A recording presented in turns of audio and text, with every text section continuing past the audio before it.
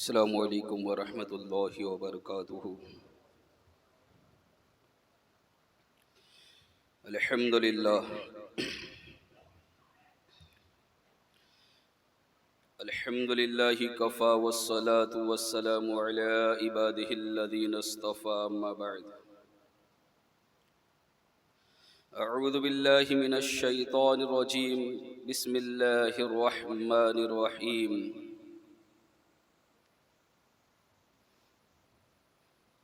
یا ایھا الذین آمنوا استعینوا بالصبر والصلاۃ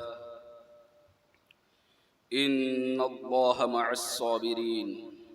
اللہم نور قلوبنا بالقرآن وزین اخلاقنا بالقرآن وادخلنا الجنة بالقرآن ونجنا من النار بالقرآن۔ صدق اللہ العظیم وصدق رسوله النبی الامین الکریم ونحن على ذلك لمن الشاہدین والشاکرین والحمد للہ رب العالمین۔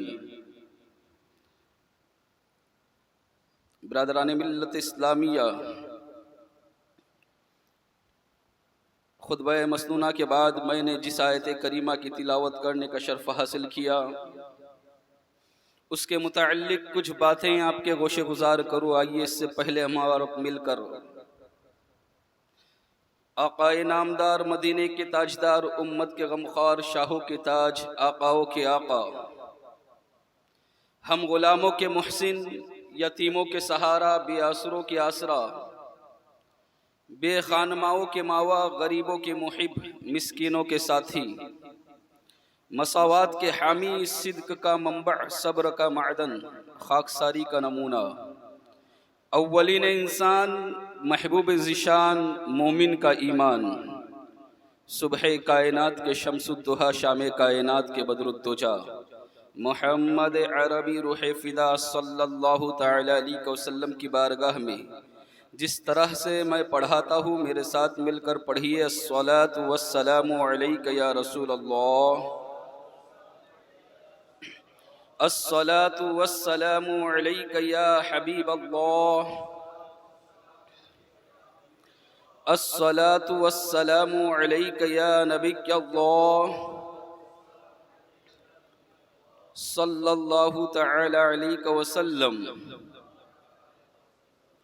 برادران ملت اسلامیہ، جس آیت کریمہ کی تلاوت میں نے ابھی کیا، اللہ رب العزت سے دعا ہے کہ اس کے متعلق مجھے حق کہنے، آپ کو حق سننے اور ہم سب کو اس پر عمل کرنے کی توفیق عطا فرمائے۔ اللہ رب العزت کا فرمان علی شان ہے، یا ایھا الذین آمنوا استعینوا بالصبر والصلاۃ ان اللہ مع الصابرین۔ اے ایمان والو، صبر اور نماز سے مدد طلب کرو، بے شک اللہ صبر کرنے والوں کے ساتھ ہے۔ محترم حضرات، اگر ہم غور کریں کربلا کا معرکہ،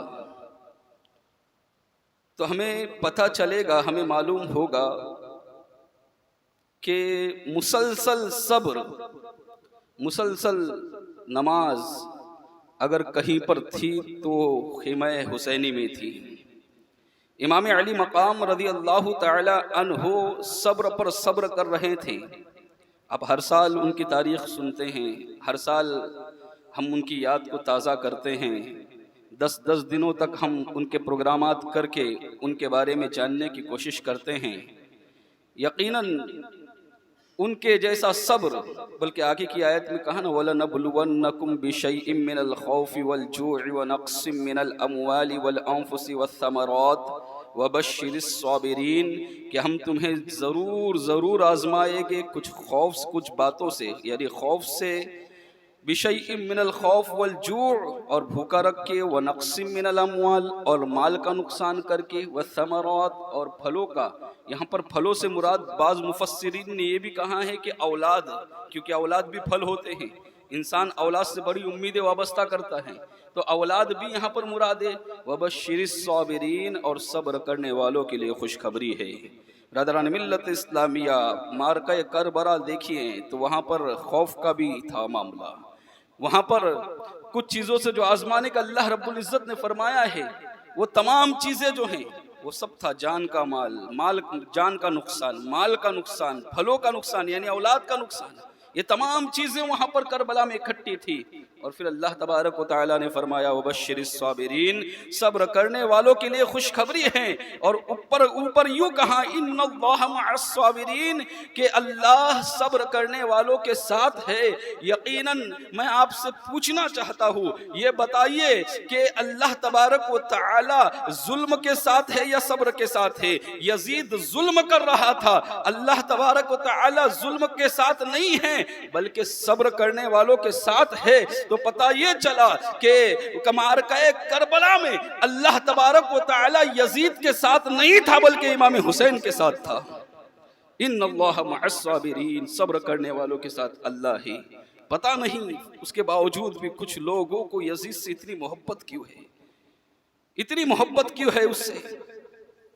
حال یہ ہے کہ کچھ سالوں پہلے ممبئی کی سرزمین سے بھی اعلان کر دیا گیا تھا، اور پھر جب ہم یہ ساری باتیں کرتے ہیں نا تو کچھ لوگوں کو برا لگتا ہے، کچھ لوگوں کی دلوں میں باتیں آتی ہے تو وہابیوں کے خلاف بولتے ہیں، یہ تو سنی ہے، یہ دیوبندیوں کے خلاف بولتے ہیں۔ ارے تم مجبور کرتے ہو ہمیں بولنے کے لیے، ورنہ ہمارے لیے تمہارا ذکر مناسب ہی نہیں ہے، ہم چاہتے ہی نہیں کہ تمہارا ذکر کرے، لیکن تم مجبور کرتے بولنے کے لیے۔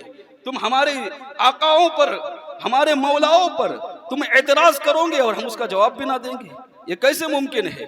ہم خاموش رہیں گے؟ یہ نہیں ہو سکتا۔ برادران ملت اسلامی، ہمیں جواب دینا پڑے گا۔ آج بھی میں کوئی ہوا والی بات نہیں کر رہا ہوں، یوٹیوب کھولو اور غیر مقلدین کے بیانات سنو تو آپ کو پتہ چلے گا۔ وہ جو سر پر رومال ڈال کر آتے ہیں، ذرا سنو ان کو کیا کیا کہتے ہیں۔ یزید کو رحمت اللہ علیہ کہتے ہیں، امیر المؤمنین کہتے ہیں، ابھی بھی ہے موجود ہے نیٹ پر، دیکھو زیادہ سال پرانے نہیں، ایک سال پرانے بھی بیانات ان کے، اور ابھی بھی ہر سال بولتے ہیں وہ لوگ۔ برادران ملت اسلامیہ، جب وہ لوگ بولیں گے تو چل جائے گا، اور اگر کوئی سنی عالم کہہ دے تو کہاں کہ ان کا کام ہی ہے اس طرح کی باتیں کرنا۔ برادران ملت اسلامیہ، بھلے تم ہم لوگوں کو لاکھوں گالی دے لو، ہم کو برا بھلا کہہ لو، ہم برداشت کر لیں گے، لیکن امام علی مقام کو اگر برا کہو گے تو ہم برداشت نہیں کر سکتے، ہم بولیں گے اور ضرور بولیں گے۔ برادران ملت اسلامیہ، لوگ یہ بھی یہاں تک کہا گیا کہ دو شہزادوں کی جنگ تھی، ایک جیت گیا ایک ہار گیا، معاذ اللہ ثم معاذ اللہ، یہ سیاسی جنگ تھی، دو شہزادوں کی جنگ تھی۔ یہ دو شہزادوں کی جنگ نہیں تھی مسلمانوں، یہ معرکہ کربلا جو ہے یہ حق و باطل کی جنگ تھی، یہ حق و باطل کی جنگ تھی، دو شہزادوں کی نہیں جنگ تھی۔ وہ کیا نسبت امام حسین سے یزید کس کھیت کی مولی ہے ان کے سامنے، اس کا مقام کس چیز میں وہ امام حسین کے برابر تھا؟ کیا حسن کے اندر امام حسین کے برابر تھا؟ جانتے ہو اس کے بارے میں روایت میں آتا ہے کہ بڑا موٹا تھا، بہت جاڑا تھا، اور اس کے پورے جسم پر کڑک کڑک بال تھے۔ اللہ اکبر، اس قدر وہ دکھتا تھا۔ کیا وہ حسن میں میرے امام کا مقابلہ کرے گا؟ جانتے ہو امام حسین رضی اللہ تعالیٰ عنہ کے بارے میں تو میرے آقا علیہ الصلوۃ والسلام نے فرمایا کہ میرے جیسا چہرہ اگر کسی کا ہے، مجھ سے مشابہ چہرہ اگر کسی کا ہے تو حسین کا ہے۔ امام حسین کا چہرہ، جس کا چہرہ نبی سے مشابہ ہو، اس کا مقابلہ کون کر سکتا ہے حسن میں؟ اور اللہ تبارک و تعالیٰ نے امام حسین کو نام بھی ایسا عطا کیا ہے، ایسا نام جنت سے عطا کیا ہے۔ وہ نام جانتے ہو، حسین جب ہم لکھتے ہیں اردو میں، اگر کسی ایسے چھوٹے بچے کو جس کو اردو زیادہ پڑھتے نہیں آتی، یا کسی کو بھی جسے اردو زیادہ معلومات اردو کی نہیں ہے، اور اسے کہہ دو کہ اسے پڑھو، تو اگر وہ غلط بھی پڑھے گا نا تو حسین کے بجائے حسین پڑھے گا۔ پتہ یہ چلا کہ اگر حسین کے نام میں اللہ نے وہ برکت رکھی ہے کہ اگر اسے غلط بھی پڑھا جائے تو خوبصورت پڑھا جاتا ہے، حسین کو حسین پڑھا جاتا ہے۔ برادران ملت اسلامیہ، تو حسن کے معاملے میں وہ کس مقابل ہے کہ ذات کے معاملے میں مقابل ہے؟ کیا نہیں جانتے حسین وہ ہے جس کے باپ علی ہے، جس کے والد علی ہے؟ کیا تم نہیں جانتے حسین وہ ہے جن کی والدہ حضرت فاطمہ الزہرا رضی اللہ تعالیٰ عنہا ہے؟ کیا تم نہیں جانتے حسین وہ ہیں جن کے نانا اس کائنات کے اندر سب سے بہترین شخصیت ہے؟ ان جیسا اللہ تبارک و تعالیٰ نے کسی کو پیدا ہی نہیں کیا۔ برادران ملت اسلامیہ نسب کے اعتبار سے وہ کہیں پر بھی نہیں لگتا ہے امام حسین رضی اللہ تعالی عنہ کے مقابلے میں۔ تم کس چیز کے بارے میں شہزادوں کی جنگ کہتے ہو؟ کس چیز کے بارے میں کہتے ہو سیاسی جنگ تھی؟ پھر اگر سیاسی جنگ نہیں تھی تو کچھ لوگوں کے دماغ میں یہ بات آ رہی ہوں گی پھر یہ جنگ کیا تھی؟ تو یاد رکھو مسلمانوں، یہ دو نظریات کی جنگ تھی، یہ دو فکروں کی جنگ تھی، یہ دو کرداروں کی جنگ تھی۔ امام علی مقام رضی اللہ تعالی عنہ کا اپنا کردار تھا اور یزید کا اپنا کیریکٹر تھا۔ جانتے ہو اس کے نظریات کیا تھے، اس کے کردار کیا تھے؟ اچھا، اس بات کو بتانے سے پہلے میں ایک بات اور عرض کروں کہ دنیا کے اندر سیاسی اگر معاملہ ہوتا تو دنیا کی سیاست آپ دیکھتے ہو ہر 5 سال میں آپ الیکشن کرتے ہو، کئی الیکشن ہوتے ہیں، لہذا آپ نے دیکھا ہوگا کہ جس کو جو ہے میجورٹی مل جاتی ہے، جس کو اکثریت حاصل ہو جاتی ہے، اگرچہ ایک ووٹ سے بھی مل جائے وہ جیت جاتا ہے۔ ہوتا ہے کہ نہیں ہوتا ہے؟ یہی نا، اگر کسی کو میجورٹی مل جائے، ایک ووٹ سے بھی اگر مل جائے تو وہ جیت جاتا ہے۔ تو اگر یہ سیاسی جنگ تھی تو یزید کے ساتھ تو 72,000 کا لشکر تھا، یزید کے ساتھ تو 22,000 کا لشکر تھا، امام حسین کے ساتھ صرف 72 یا 82 نفوس قدسیہ۔ تو ہونا تو یہ چاہیے تھا، یزید تو میجورٹی کے حساب سے جیت چکا تھا، اسے کیا ضرورت تھی کہ امام حسین ہی بیعت کرے؟ وہ اس بات کے لیے کیوں بضد تھا کہ امام حسین ہی اس کے ہاتھوں پر بیعت کرے، اسے اپنا امام مانے؟ برادران ملت اسلامیہ، ماننا پڑے گا ایک بات، یہ بات تسلیم کرنی ہوگی آپ کو کہ یزید جانتا تھا پوری دنیا کا ہاتھ ایک پلے میں رکھا جائے اور امام حسین کا ہاتھ ایک پلے میں رکھا جائے تو یہ پلہ جس میں امام حسین کا ہاتھ ہے وہ سارے پلوں سے بھاری ہوگا۔ اس وجہ سے وہ چاہتا تھا کہ وہی ہاتھ چاہیے مجھے، اور جب وہ ہاتھ مل جاتا نا تو پھر کیا ہوتا جانتے؟ پھر اس کے لیے اس کا جو کیریکٹر ہے تھا، اس کا جو کردار تھا، اس کا معاملہ یوں ہوتا کہ وہ کردار جو ہے اس کے لیے امام حسین سرٹیفکیٹ بن جاتے، اور امام علی مقام کبھی ایسا نہیں چاہے گے۔ امام علی مقام کبھی ایسا نہیں چاہتے کہ یزید کے ہاتھ میں اپنا ہاتھ دے، اس شخص کے ہاتھ میں جو بدکار تھا، اس شخص کے ہاتھ میں جو فاسق تھا، اس شخص کے ہاتھ میں جو بے حیائی کا مرتکب تھا، اس شخص کے ہاتھ میں۔ برادران ملت اسلامیہ، کیسے میرے امام اس کے ہاتھ میں اپنا ہاتھ دیتے؟ امام حسین کے سامنے تاریخیں موجود تھی، صحابہ کرام کی زندگی موجود تھی، میرے آقا علیہ الصلوۃ والسلام کی تکالیفیں موجود تھی، اللہ کے رسول صلی اللہ علیہ وسلم نے جو مکہ کے اندر اذیتوں کو برداشت کیا تھا، جو صبر کیا تھا، وہ ساری چیزیں امام حسین کے سامنے موجود تھی۔ حضرت ابوبکر صدیق رضی اللہ تعالی عنہ کا اپنا پورا مال لٹانا ان کے سامنے موجود تھا۔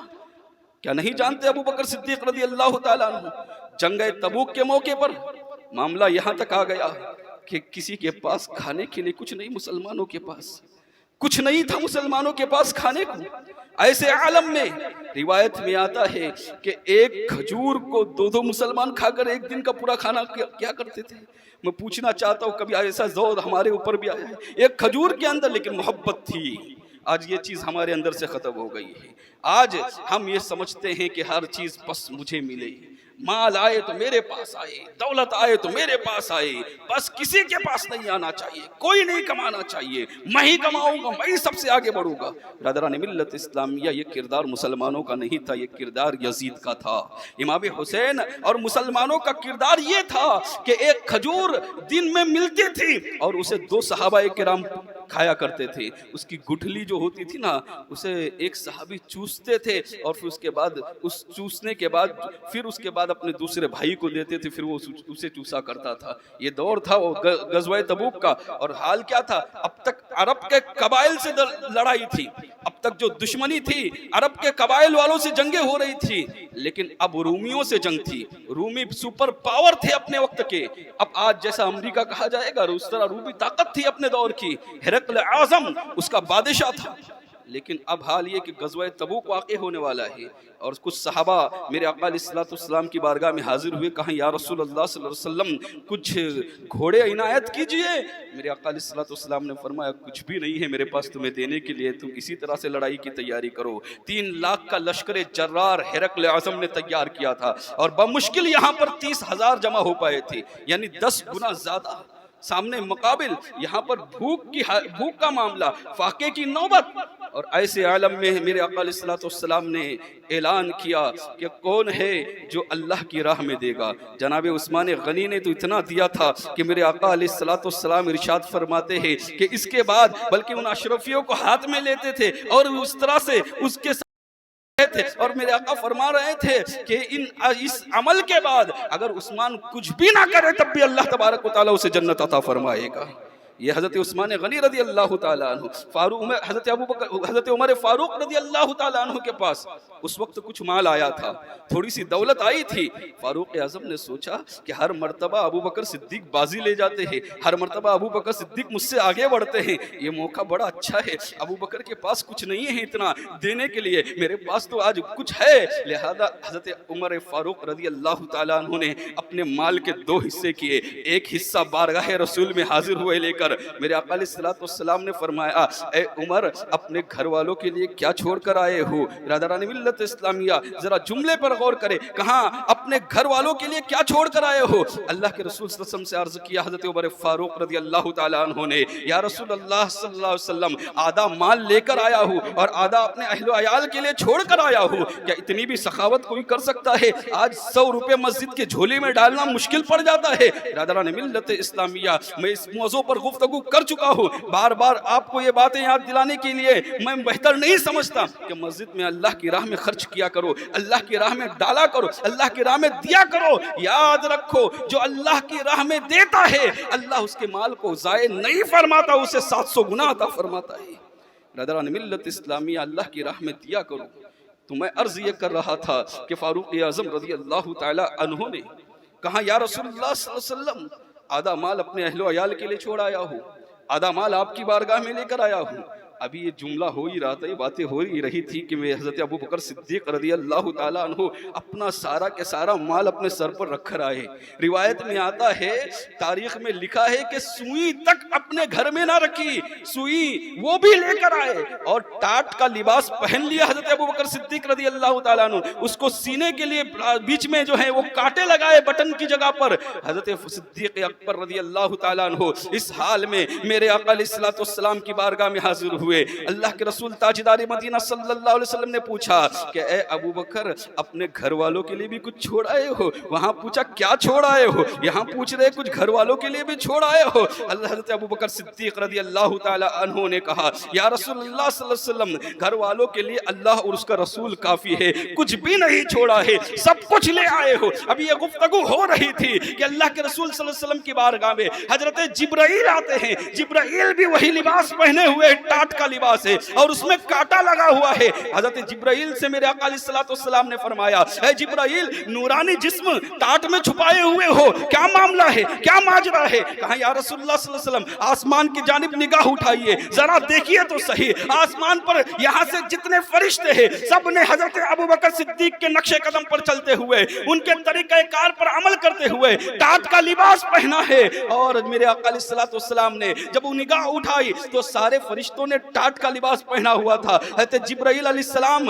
عرض کرتے ہیں یا رسول اللہ صلی اللہ علیہ وسلم اللہ نے ابو بکر کو سلام کہا ہے اور اللہ تبارک و تعالیٰ نے پوچھا ہے کہ ابو بکر سے میں راضی ہو گیا ہوں، ابو بکر سے پوچھو کہ وہ بھی اللہ سے راضی ہے. حضرت ابو بکر صدیق نے اتنا سنا نا آنکھوں سے آنسو بہنے لگے اور 3 مرتبہ یہ جملے کہے یا اللہ میں تجھ سے راضی ہوں، یا اللہ میں تجھ سے راضی ہوں، یا اللہ میں تجھ سے راضی ہوں.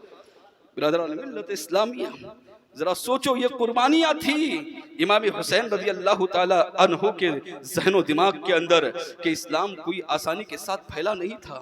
اسلام کی باغ و دور جو تھی ان لوگوں کے ذریعے ہوتے ہوئے، ایسے نفوس قدسیہ کے ذریعے ہوتے ہوئے حضرت علی کرم اللہ وجہ الکریم تک پہنچی تھی. حضرت علی کرم اللہ وجہ الکریم نے کتنی مصیبتیں برداشت کی، کتنی تکلیفیں اٹھائی اور پھر شہادت کا دامن تھام کر اپنی جان اللہ رب العزت کے حوالے کی، شہید ہوئے وہ بھی. برادران ملت اسلامیہ ان کے بعد یہ سلسلہ بڑھتا رہا اور امام حسن رضی اللہ تعالی عنہ سے حضرت امیر معاویہ تک پہنچا. برادران ملت اسلامیہ اب یہ سلسلہ خلافت ایسے شخص کے ہاتھ میں جانے والا تھا، ایسے انسان کے ہاتھ میں جانے والا تھا جو فاسق تھا، جو فاجر تھا، جو منافق تھا، جس کا حال یہ تھا کہ جانتے ہو وہ شراب پیا کرتا تھا. اور یہ بات میں اپنی طرف سے نہیں کہہ رہا ہوں، جب وہ حج کے موقع پر آیا تھا تاریخ میں لکھا ہے کہ جب وہ حج کے موقع سے گیا تھا نا، یزید امام حضرت امیر معاویہ نے اسے بھیجا تھا، تو حضرت امام حسین رضی اللہ تعالی عنہ اس سے ملاقات کی غرض سے گئے تھے. امام حسین رضی اللہ تعالی عنہ نے اپنے آنکھوں سے دیکھا تھا کہ وہ شراب پی رہا تھا. امام حسین نے جب اسے ڈانٹا، اس کی تنبیہ کی، تو جانتے ہو اس نے کیا کہا؟ اس نے کہا کہ حضور یہ شراب نہیں ہے، یہ ملک شام کی ایک طاقتور دوا ہے، آپ بھی اسے پی سکتے ہیں. امام حسین وہیں سے قدم کو واپس لیے تھے اور کہا تھا کہ تو شراب کا نام بدل کر پی رہا ہے. میرے آقا علیہ الصلوۃ والسلام نے پہلے ہی کہا تھا کہ ایک زمانہ آئے گا کہ لوگ شراب کا نام بدل کر پیے گے. تو پتہ یہ چلا یزید